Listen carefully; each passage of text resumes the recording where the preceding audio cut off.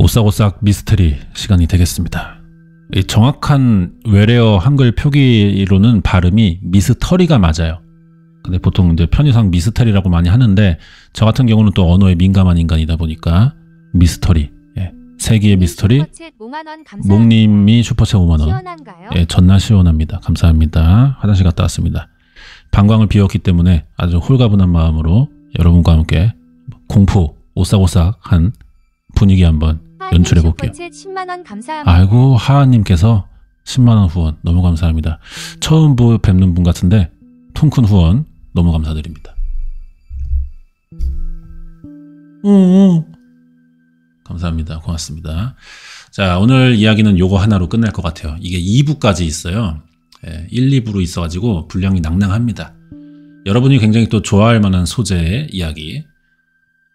호르노 배우 페리시아 덩 의문사 한번 보겠습니다. 이제 야동 배우인데 모르는 분이에요. 참고로 저는 제가 나름 또 유튜브계의 킨제이로서 이 성 관련된 어떤 이 콘텐츠에 상당히 해박한 지식을 자랑하지만 좀 예전에 활동하시던 분인 것 같아요. 그래서 모릅니다. 모르는 사이고 한 번도 영접해 본 적은 없어요. 근데 이 AV 업계에도 꽤 사건 사고가 많습니다. 일본 같은 경우도 진짜 많거든요. 뭐 살인사건 같은 것도 있고 막. 그런데 왜냐면은 이게 사건이 일어날 수밖에 없는 업계이기도 해. 예전에 이 야동업계는 막 조폭 끼고 사업하고 막 그런 경우도 많고 하다 보니까 또 그런데다 이제 또 보통 여배우들이면 또 지금의 영화업계에서도 여배우들의 처우가 안 좋은 경우가 많은데 야동이야. 조폭 끼고 있어. 어떻겠어? 여자 배우들. 여자 배우 때문에 돌아가는 산업이지만 여자 배우들에 대한 처우 안 좋을 수 있잖아요. 그 당시에 이제 시대고 또 미국이니까 또 어떤 기상천외한 일들이 있겠죠. 뭔가 한번 봅시다. 2009년 9월 11일 장소는 캘리포니아 LA. 띠띠띠띠 오로로로로 오로로로로 911에 다급한 목소리로 신고 전화가 걸려왔습니다. 911입니다. 무슨 일인가요? 앰뷸런스를 빨리 보내주세요. 듀란트 509번지예요. 무슨 일인가요? 남자였구나. 저의 걸프렌드가 심장에 마비가 온 것 같아요. 심장에 스턴이 걸렸어요. 지금 숨은 쉬고 있나요? 모르겠는데요. 신고한 남성은 자신의 여친이 심장마비를 일으킨 것 같다는 신고를 했습니다. 여기가 실제 그 집이에요. 경찰이 도착해서 본 사건 현장은 참혹했어요. 집의 옷장문은 부서져 있었고 벽에는 피가 튀었습니다. 사망한 여성은 눈도 감지 못하고 옷장 안에서 반나체 상태로 숨진 채 발견됐어요. 장소가 희한하네요. 옷장 안에서 옷을 벗고 죽어 있었어. 그리고 신고자가 신고 내용도 안 맞아. 현장 상황이랑. 심장마비라며. 피가 왜 튀어있냐고. 자, 이상한 일이지만 어쨌든 그럼 사망한 여성 누구냐? 31살 페리시아라는 사람이에요. 싱가포르에서 태어나 가족이 미국으로 이민을 왔던 거지. 19살이 되던 해 달력 비키니 수영복 모델로 일을 시작하게 됐어요. 주로 이제 이런 달력은 당구장, 만화방 같은 곳에 공급이 됩니다.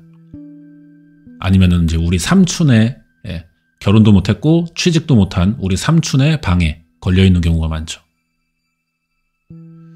그리고 나중에 플레이보이 잡지 모델, 호르노 무비, 카레이싱 모델로도 활동을 했어요. 그녀는 영화 단역 배우로도 활동을 합니다. 성룡이랑도 찍은 게 있네. 그래, 유명한 사람이잖아. 러시아어 분노의 질주. 분노의 질주는 그 덜악이 나오지 않았나요? 앞만 보고 달려온 페리시아는 30살이 넘으면서 평범하게 살고 싶었습니다. 1년 동안 일을 쉬었고요. 그때 이제 친구들과 2009년 4월 라스베가스를 갔어요. 라스베가스. 거기서 이 대머리 아저씨 45살 브라이언을 만나 사랑에 빠졌죠.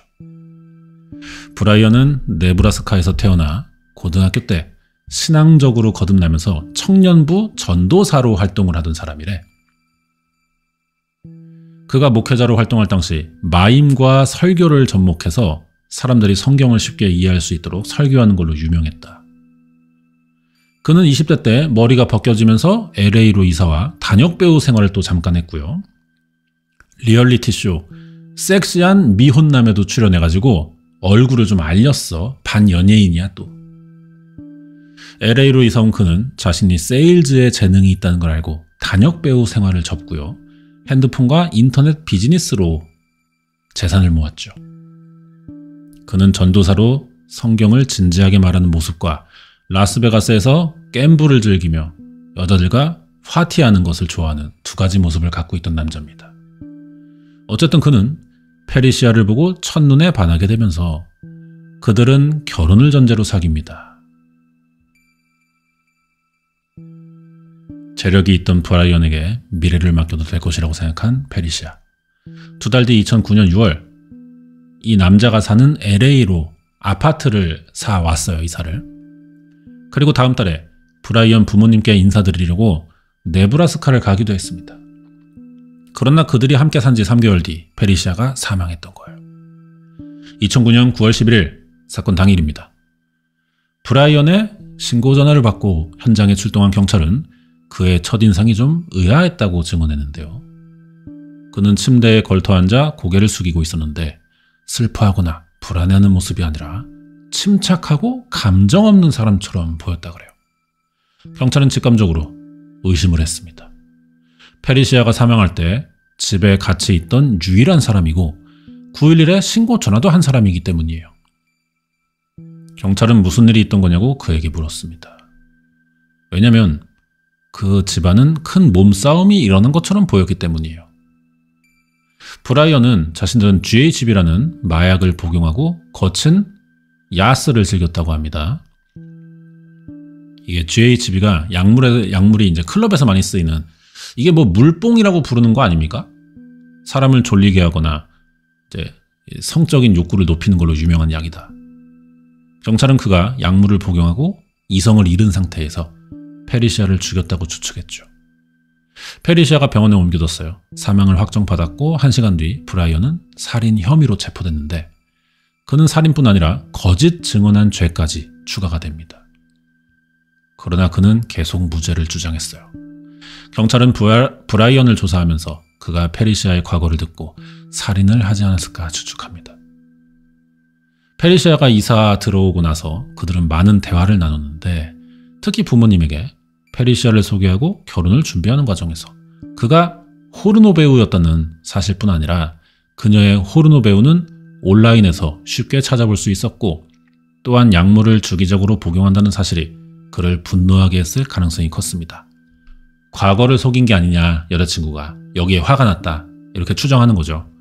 자, 브라이언의 증언. 사건 하루 전날 브라이언은 자정이 다 되어가는 시간에 페리시아로부터 문자를 받습니다. 당장 집에 들어오라는 내용이었어요. 차를 몰고 집으로 향하는 동안 페리시아는 아주 그냥 쌍욕을 하면서 문자를 계속 보내. 그래서 이제 남자친구가 집에 와가지고 왜 그래? 막 둘이 싸웠어. 그리고 얼마 뒤에 화난 페리시아가 GHB를 막 삼켰대요. 뭐 한두 알 먹은 게 아니겠죠. 그리고 갑자기 성관계를 시작했대. 무슨 전개야? 이들만의 화해 방법인가요? 약간 좀 그런 사람들도 있어요. 싸우고 나서 하는 게 좀 감정적으로 색다르다.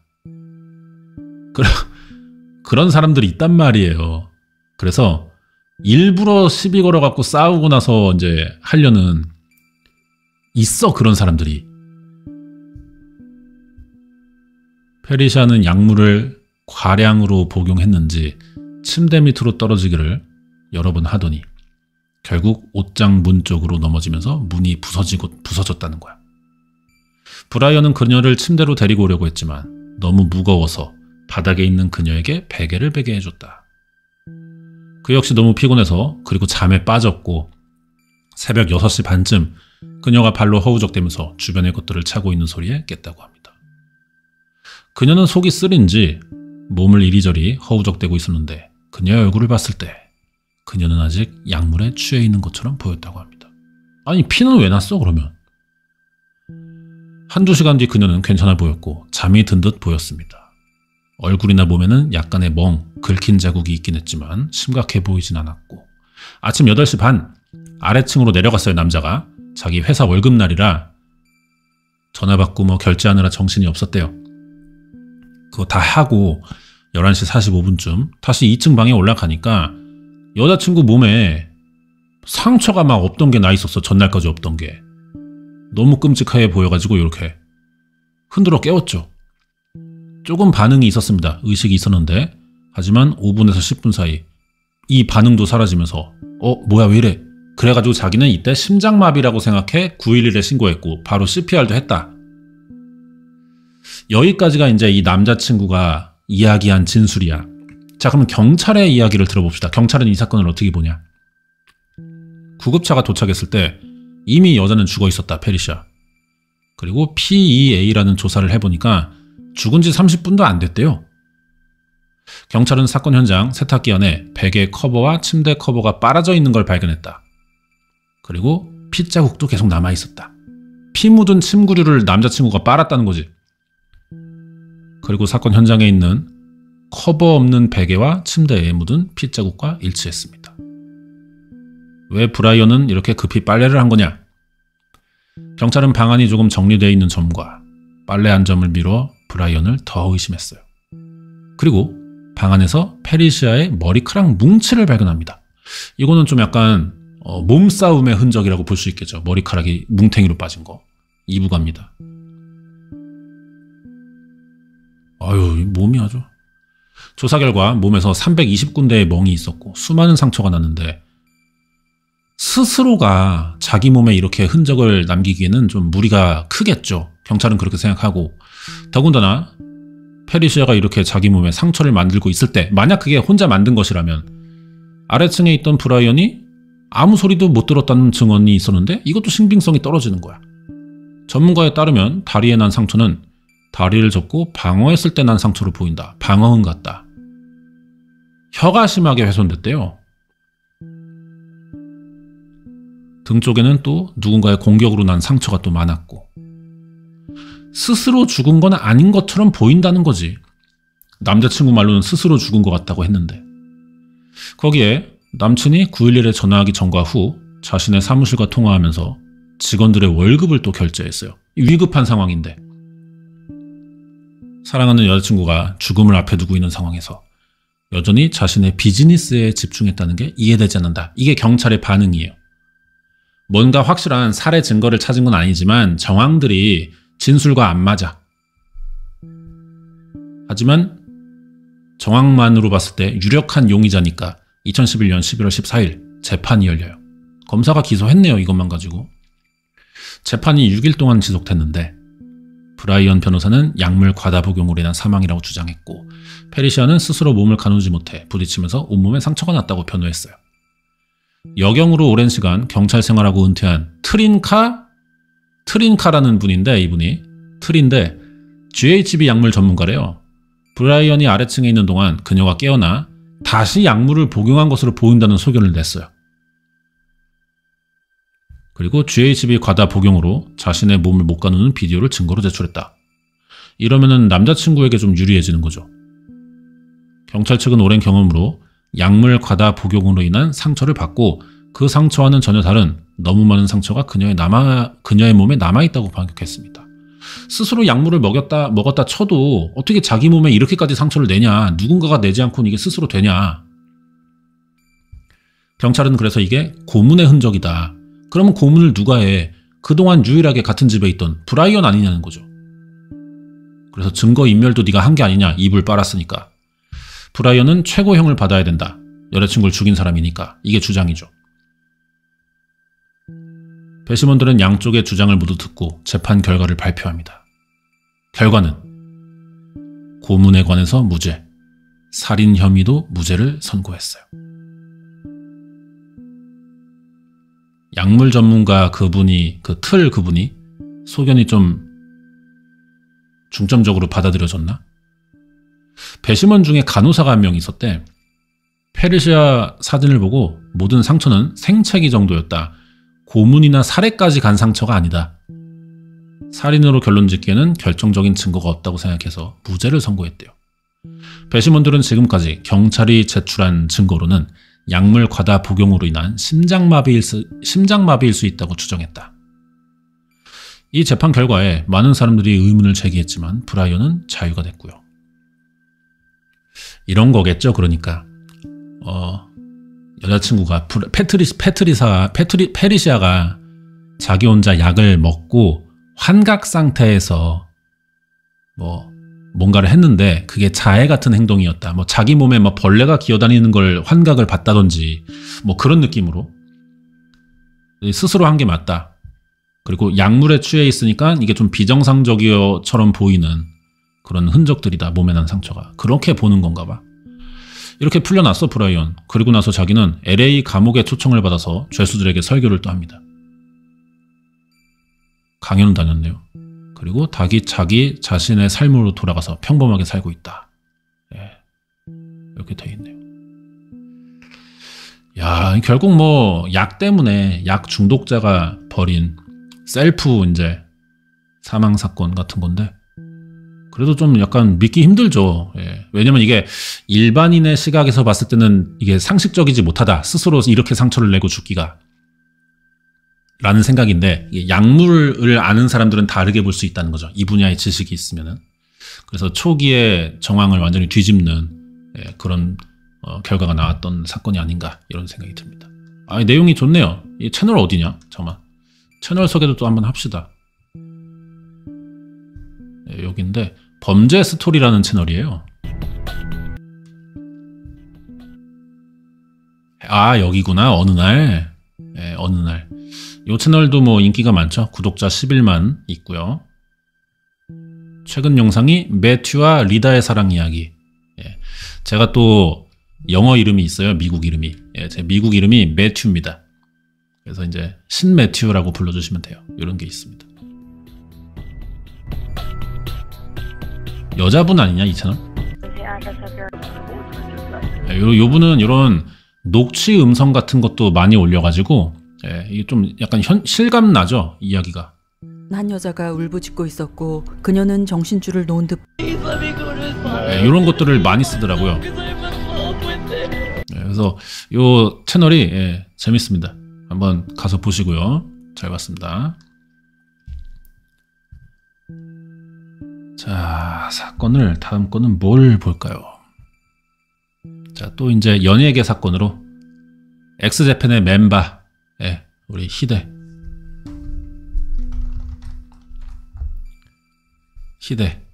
사망에도 미스터리가 있죠. 요것도 한번 보겠습니다.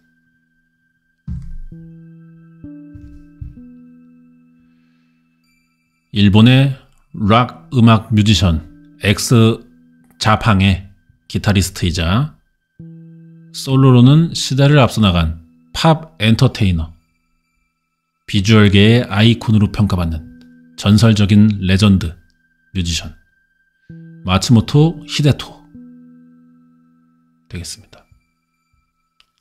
이제 와서 보니까 약간 서태지의 느낌이 좀 있다. 서태지가 벤치마킹을 했나? 안 그렇습니까? 그의 안타까운 죽음에 둘러싸인 썰을 다루겠습니다. 1997년 12월 31일 엑스제팬은 해체했어요. 이 해체 콘서트였습니다. 이게. 그리고 바로 다음 날 1998년 1월 1일 히데 위드 스프레드 비버라는 그룹을 결성해가지고 1년짜리 스케줄을 잡았는데 그래서 팬들이 이제는 히데가 또 개인 활동을 한대. 막 사람들이 신나 있었어. 막 티켓팅하고 막 그랬어. 자, 근데 1998년 5월 2일 히데는 사망했어요. 자기가 살던 집에서. 히데의 죽음은 일본 전역을 강타했고 팬들은 슬픔에 빠집니다. 5만 명의 추모 인파가 몰렸어요. 그의 죽음에는 너무 의심되는 부분들이 많아서 크게 4가지 가설이 있는데요. 히데는 스스로 목숨을 끊은 거냐 이런 이야기가 있습니다. 처음에 경찰은 이제 그걸로 발표를 했어요. 스스로 목숨을 끊었다. 왜냐면 문고리에 수건이 매달려 있었고요. 1m 위치에 걸어가지고 이제 여기에 목을 매서 뭐 죽으려고 한 게 아니냐 그렇게 의심했는데 사망 전날까지 TV 나와서 자기 노래를 또 홍보했습니다. 이게 이제 스스로 목숨을 끊는 거냐 아니냐를 판단하는 것 중에 한 부분이죠. 이 사람이 미래를 계획하고 있냐. 이게 안 보이면은 이제 스스로 목숨을 끊는 그 정황으로 많이 보잖아. 자기 노래를 홍보했어. 미래를 계획하고 있는 거잖아, 이거는. 그죠? 이런 사람이 왜 죽냐는 거지. 유서도 없습니다. 목숨을 끊는 사람들은 뭐 유서를 남길 때가 많죠. 왜냐면은 이 결정을 하기까지 자기가 얼마나 많은 고민들이 있었겠어요. 마음고생, 뭐 그런 것들, 심경의 변화, 이런 것들을 이게 우리 같은 사람들은 쉽게 이해하지 못하죠. 목숨을 끊기까지 이 속에 있던 그 쌓이고 고민하는 고뇌의 시간, 예? 그 감정 변화들 엄청 방대하단 말이야. 그래서 이거를 알리고 싶어 해. 워낙에 많은 이런 생각들을 했으니까. 그게 이제 유서로 나온단 말이에요. 그래서 죽는 사람들은 유서를 쓰려고 해. 그래서 없으면은 좀 의심해 봐야 되는 거죠. 희대는 없습니다. 그러니까 이 스스로 목숨을 끊었다 이런 부분은 신빙성이 떨어지는 가설이다.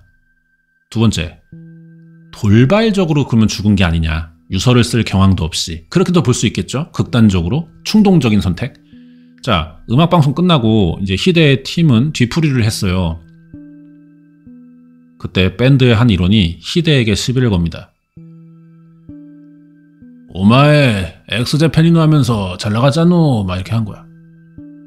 술 마시면서 주사가 심해졌던 희대는 기분이 여기에 많이 상했고 자기 집에 오면서 친동생과 이때 말싸움 한 거겠죠. 이거에 대해 얘기하다가 동생은 또 무성의의 대답이 아 뭐 잘 풀어. 다 큰 어른들끼리 뭐 그런 걸 가지고 그래. 그런 얘기 좀 그만하고 좀 그만 좀 싸워. 무성의한 대답이야. 희대가 그래서 여기에 또 기분이 상해서 이번엔 동생이랑 싸웠대요. 이건 뭐 동생 증언이겠죠. 관계자에 따르면 밴드에 대한 고민도 많았다고 합니다. 그러면서 주량이 늘은 상태였다. 그래서 술김에 뭐 그런 게 아니냐 이렇게 또 보는 거겠네. 자, 세 번째, 사고사. 희대는 평소 기타 연주 후 어깨 결림을 자주 호소했대요. 그래서 수건을 목과 어깨에 감아 찜질하는 습관이 있었는데 그날도 찜질하다가 문고리에 걸려서 사고로 죽은 게 아니냐. 이 말이 되나? 아니 목을 맨 것도 아니고 뭐 어깨 부근을 걸었던 거 아니야? 이건 좀 이상하네. 추측이. 근데 어쨌든 술 먹은 상태에서 많이 취해서 했다면은 그죠? 어떻게 엉켜가지고 뭐 그렇게 가능성은 없진 않아. 네 번째, 기도 폐쇄. 희대는 심한 저혈압 환자였대요. 그날 술을 많이 마시고 뜨거운 물로 목욕하던 중 쇼크로 인한 기도 폐쇄와 질식이 왔을 거라고 추측됩니다. 경찰도 처음에는 스스로 목숨을 끊은 게 아니냐라고 생각했지만 정황상 사고사에 더 가까워 보인다. 죽으려고 한 건 아닌데 어떤 사고로 혼자서 사고가 나서 죽은 게 아니냐. 그렇게 마무리가 됐어요. 왜냐면은 이거 이상의 가설을 세울 수가 없잖아, 아무도.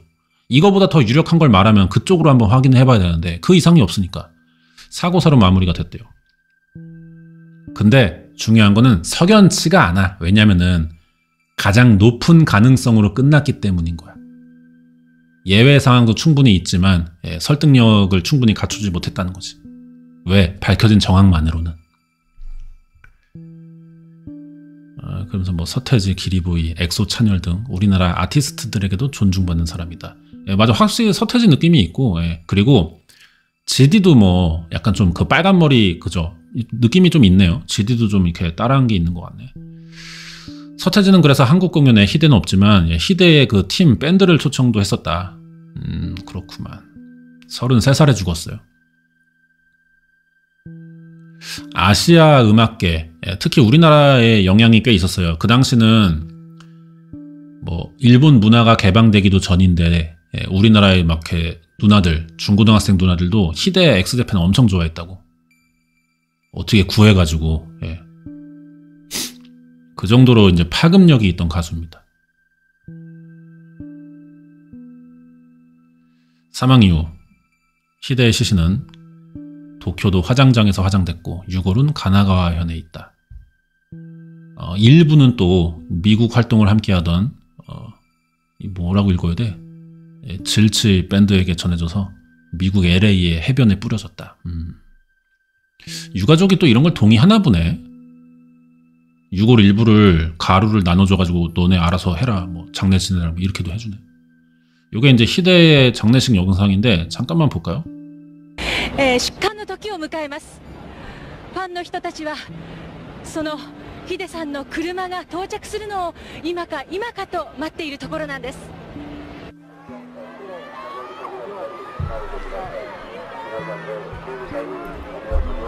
ファンから悲鳴が上がっております。階段をゆっくりと今ヒデさんのご遺体が収められました。 국가장처럼 하네 진짜 가수인데. 車の中に収められようとしております。棺が見えた瞬間、悲鳴にも似たファンの声がどっと起きました。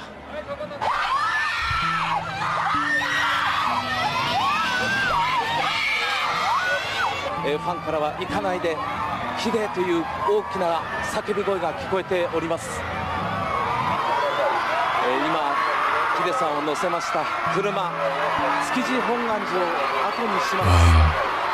엄청 장례식이 컸네. 우리나라도 막 유명한 엄청 대형 연예인들이라도 장례식 이렇게 하는 경우 많이 없단 말이야.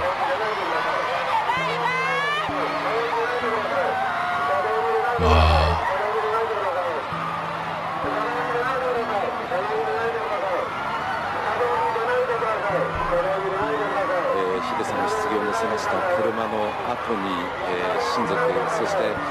그리고 엑스제팬 중에 또 멤버 한 명 또 무슨 일이 있지 않았어요? 한 명 더 죽었던 걸로 기억하는데 그것도 좀 이상하다고 하지 않나?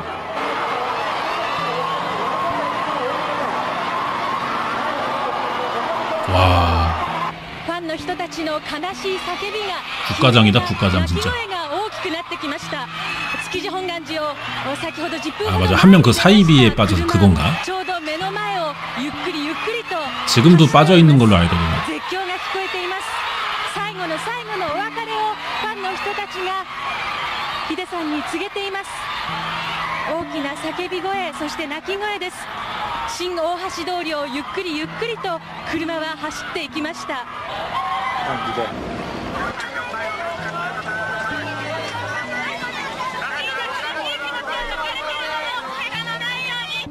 다다이마築地駅はホームが人でいっぱいになっているため改札規制を実施しております。私の指さしている方向、この先信号3つ目の左側に新富町の駅があります。そちらをご利用ください。葬儀告別式が行われました築地本願寺すぐ隣には築地駅がありますけれども、たった今アナウンスがありまして、規制が入りまして中に入ることができなくなってしまいました。ファンの人たちが殺到したためにですね、地下鉄の築地駅、たった今規制をされて中に入ることができなくなってしまいました。 와, 대단하다. 이게 파급력이 진짜 엄청났기 때문에 진짜. 요즘에는 이런 일 잘 안 생기죠. 네, 분위기가 달라졌고 이 당시는 뭐 그런 어떤 인터넷 매체가 발달을 안 했으니까 접할 기회가 없어서 이때 아니면 안 되는 거야. 평소에 우리 가수를 소비할 때. 그래서 뭔가 큰 이벤트가 있을 때 엄청 더 몰릴 수밖에 없던 것 같기도 해요. 지금은 이렇게 안 될걸? 이렇게까지는 안 할 거야 아마. 자, 2002년 희대 부모님을 만난 서태지. 희대의 기타를 받았다. 그 하트 그림 있는 기타 아닌가? 이것도 봅시다. 그지 그지. 나 이거 알아. 노란 기타에 그 빨간 하트.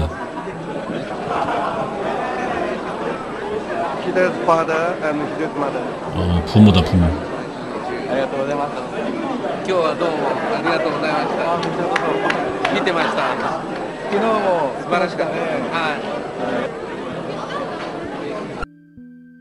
한국에 초청해서 온 건가? 어떻게 된 거지? 설명이 없어서 모르겠네요. 예.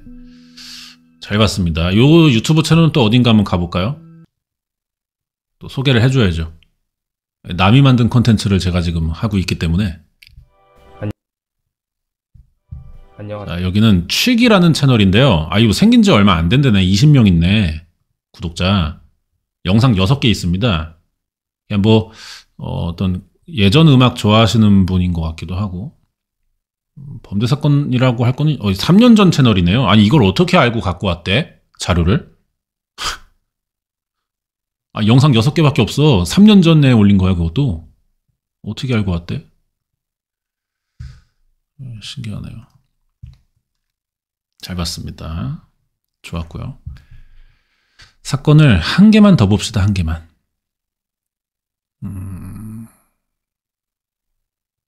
연예계 사건이 재밌네요. 또 뭐 없나? 비운의 가수 셀레나. 요거 갑시다. 요거 갑시다. 요거. 자, 오늘 오싹오싹 마지막 이야기. 비운의 가수 셀레나 사망 사건 보겠습니다.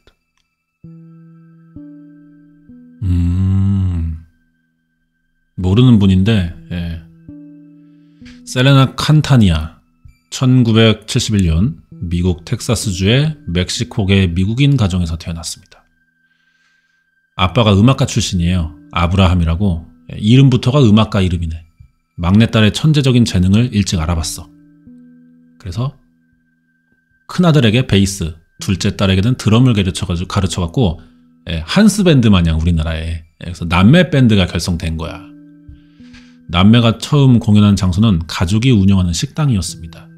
가게 매출이 날로 떨어져가고 운영이 어려워지자 남매의 아버지는 사업을 접고 딸 셀레나를 리드 보컬로 한 밴드의 매니지먼트에 모든 걸 걸었어.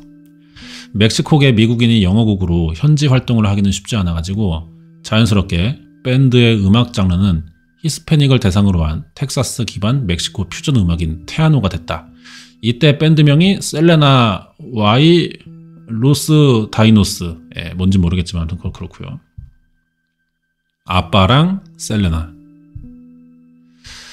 이제 노래를 잘하나 봐. 그래가지고 밴드가 유명해졌어요. 대형 레코드사 2곳에서 데뷔를 계약한 거야. 제안받고. 리드싱어 셀레나를 아이코닉한 스타로 홍보하고자 하는 소속사 제의에 따라 활동명을 솔로 프로젝트인 셀레나로 바꿨다.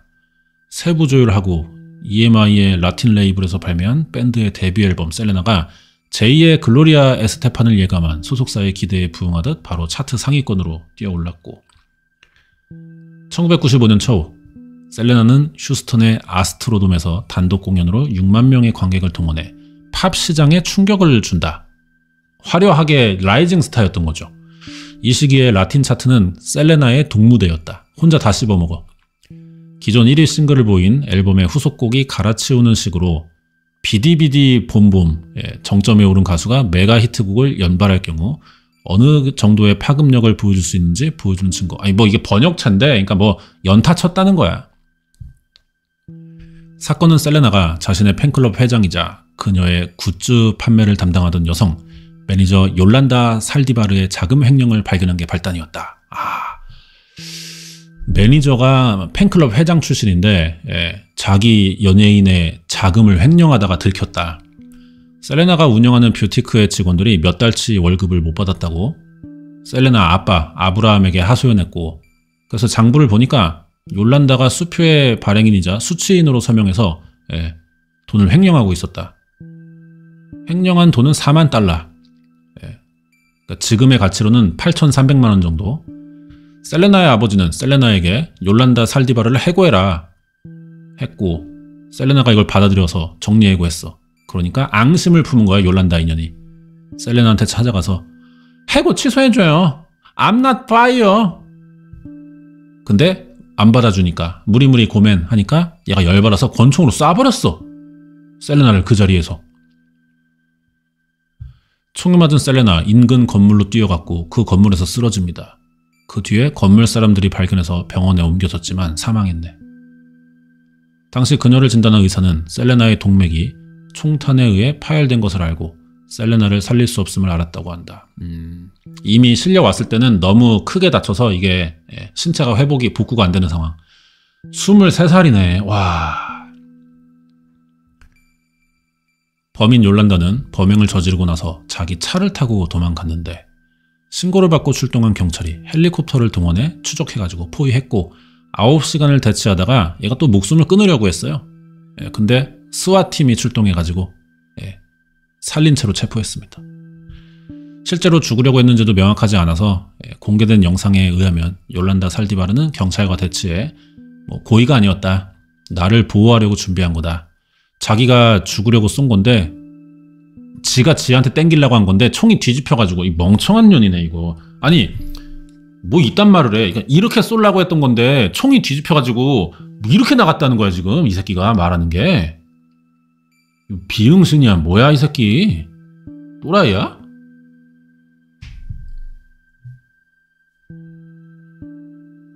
그래가지고 자기는 우발적이다. 예. 그래서 카메라가 비칠 때만 또 자기 머리에 총을 겨누는 행동을 한대. 아무튼 뭐 개소리니까 뭐 체포됐고 자기 반성 안 해. 인정도 안 하고. 오히려 재판에서 자기는 무죄라. 그래서 변호사 고용해서 풀어나가려고 하니까 사람들 빡치지. 여론이 안 좋았어요. 변호사들도 안 된다 이거. 카바 안 된다. 그래서 모두 외면해가지고 법정에서 강제로 텍사스주 로펌에 맡겨져서 국선 변호인이 살디바르 변호했고 1급 살인 혐의로 기소됐습니다. 30년간 가석방 신청이 30년 후에 가석방 신청이 가능한 종신형 선고받았고요. 항소했지만 원심 유지되면서 아직 교도소에 있네요. 이거 그러니까 30년이면은 올해 나오는데? 2025년에? 아니구나. 이제 30년 채운 거구나. 이제 항소할 수 있구나 얘가. 항소 권한이 올해부터 생깁니다. 10월 22일부터 생기겠네요. 이렇게 됐습니다. 턱주가리 보니까 여기 이게 피하 지방층이 요게 다 심술이에요. 이게 심술. 보니까 이게 인간성이 더럽네 이 여자가. 쥐가 돈 슈킹 까가지고 걸려서 자르겠다는데 그거 열받는다고?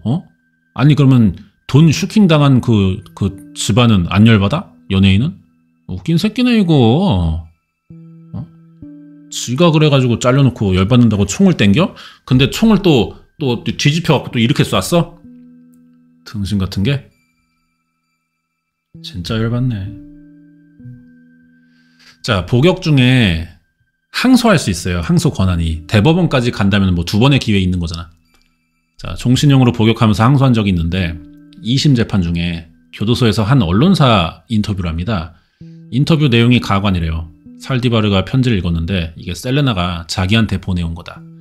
살디바르는 자기 꿈에 셀레나 나왔고 자기를 걱정했고 자신이 종신형을 받은 곳에 셀레나가 화가 났다. 셀레나가 그래서 뭘 원한다. 자신의 형량을 줄여야 된다. 감형시켜줘라 우리 매니저. 그런 편지니까 나 풀어줘야 된다. 그걸 또 읽었다네. 자, 이 편지가 그러면은 교도소 외부에서 익명으로 보내진 편지가 맞냐? 나중에 밝혀지기로는 이것도 자작극입니다. 살디바르가 외부에 이런 편지를 쓰라고 지시했고 편지를 보낸 사람은 살디바르에게 돈을 받고 보냈다. 오히려 이 편지가 자작극이 밝혀지면서 2심에서도 형이 유지돼가지고 계속 이제 30년간 가석방 금지 종신형인데 이 기집애 정신 못 차리고 항소합니다. 3심 이제 대법원이죠. 아예 기각당해가지고 원심 유지. 그래서 이제 더 이상 기회를 잃었어요. 3세판 끝났습니다. 30년 뒤에 가석방 심사를 받을 수 있는 2025년부터 신청 자격이 생긴다. 셀레나는 라틴 음악의 신화예요. 그녀의 일대기는 영화, 뮤지컬, 드라마로 많이 만들어졌고 1997년에 제작한 영화는 무명의 신인인 제니퍼 로페즈 무려 제니퍼 로페즈가 연기해갔고 영화가 또 인기를 끌었고 그때만 해도 편견으로 가득 찬 히스패닉 출신들이 제대로 진출하지 못한 영어권 음악계에 셀레나의 존재 큰 영향을 줬음. 이런 사건이었네요. 생전 영상인데 저작권이 있으니까 좀 띄엄띄엄 봅시다.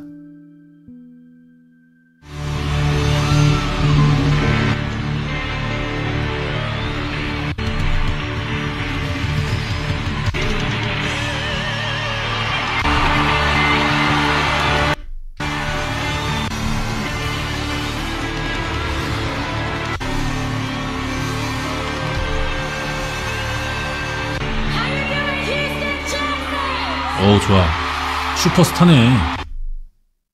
이런 게 스타야. 수연아. 이런 게 스타라고. 여기 또 있네요.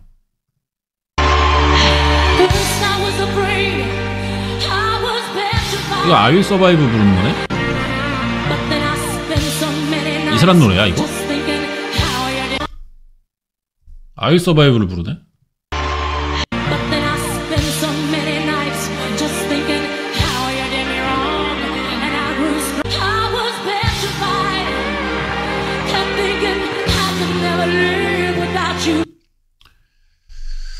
자, 자료 출처, 나무 익히고 영상 출처는 뭐 여기 있다네요. 예, 잘 봤습니다. 좋았습니다. 오늘 이렇게 해서 연예계의 오싹오싹 이야기들 봤는데, 오늘 제가 드립 없이, 그죠?